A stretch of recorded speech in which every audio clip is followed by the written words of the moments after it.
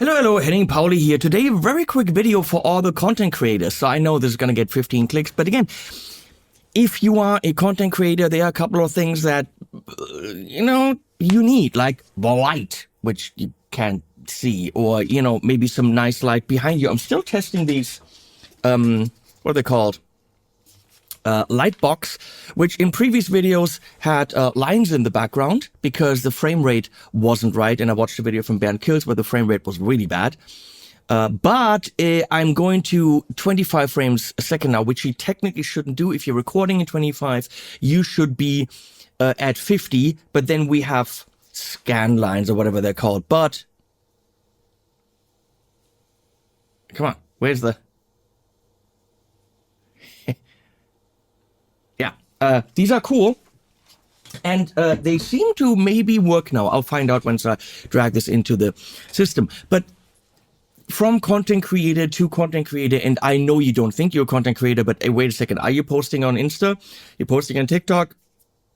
Probably. Most people now do.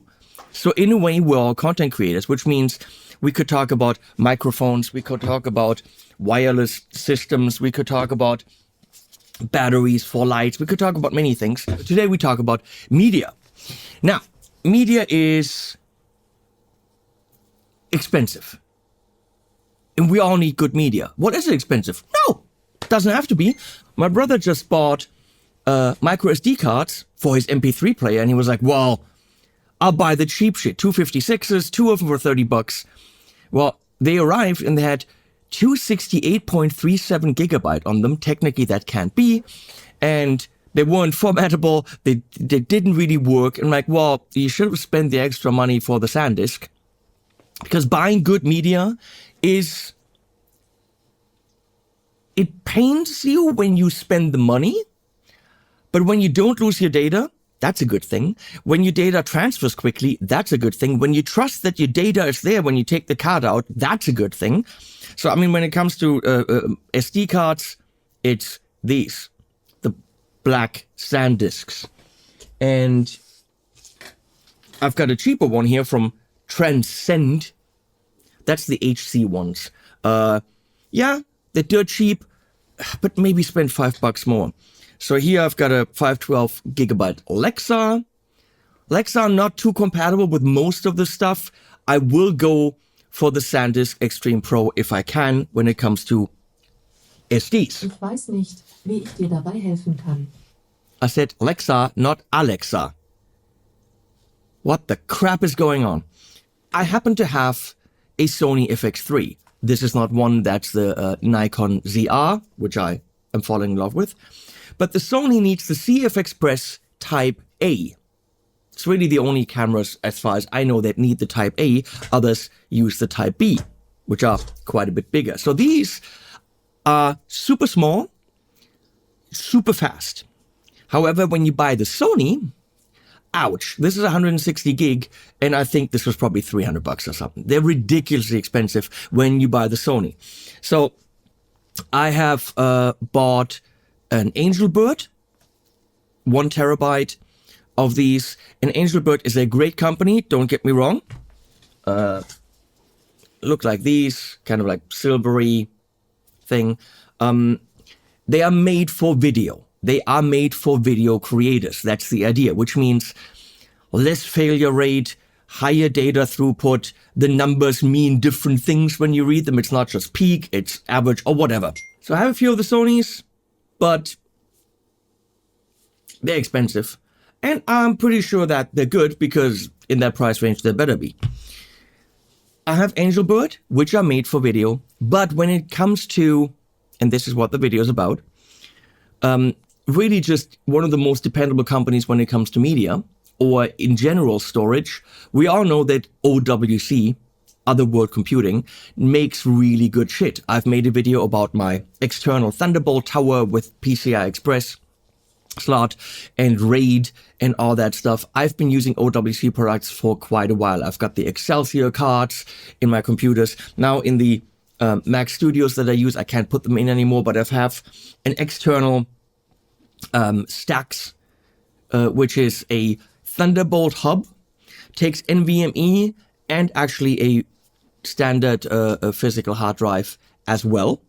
And I've got one over in the studio, and I've got one here when I installed the Mac Studio here, because that's a great product.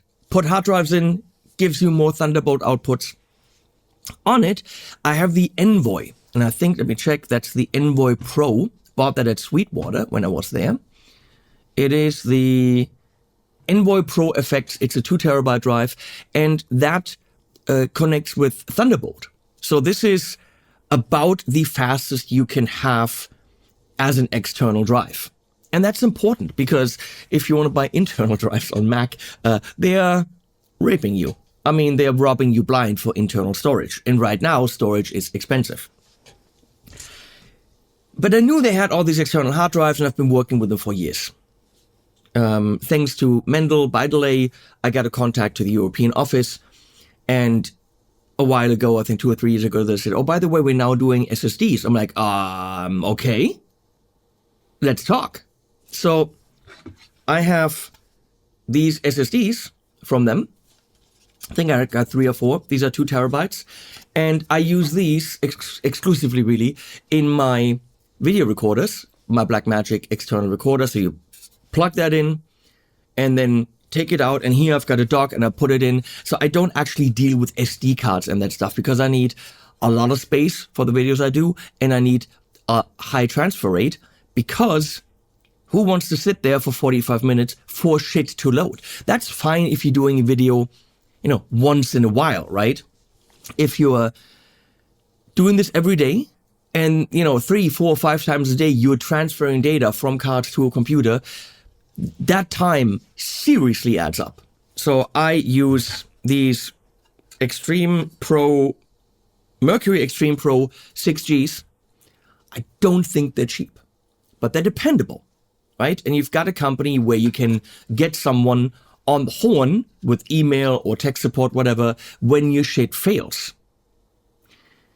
Because when you're a video professional, which is what I am, I need to make sure that the data is safe, and most certainly that I get it to the place that it needs to go quickly. And I told them, do you make CF Express Type A for the Sony? Well, they didn't. And then at some point, they did. And here's my OWC. Look how small it is. That's a 480 gig with a transfer rate of 1.8 and 1.7 gigs a second. When the 480 gigs are full, and with the quality that I record on the Sonys, this does fill up quite fast. All of a sudden, you got to transfer 0.5 terabyte. And with these cards, it's fast. Even worse, and by the way, it comes with a CF Express Type B adapter. Nice. We were talking, hey Randy, I was talking to Randy, and I said, well, they once sent me a Type a B card, and I had to send it back because I had no camera that actually uses Type B. Now I've got a Ronin from DJI, and I've got this a Nikon ZR. I said, I now use that media. And they sent me this really, really cool Atlas Ultra 1 terabyte. This is not an inexpensive card. I think compared to an equivalent Angelbird, which is already the pro choice of video professionals, I think this is about almost $200 more expensive. So, you've got the best shit when it comes to cards, period. We've got a transfer speed of read 3.6 gig a second, roughly, and write of 3 gigs a second. Why do you need those speeds? Well, for example, the video I'm making right now, I'm recording on the Angelbird card because, well, this had to be in the video. I'm making 3 videos right now in one session, and this will be close to 1 terabyte of data. I'm looking at it, almost a full card.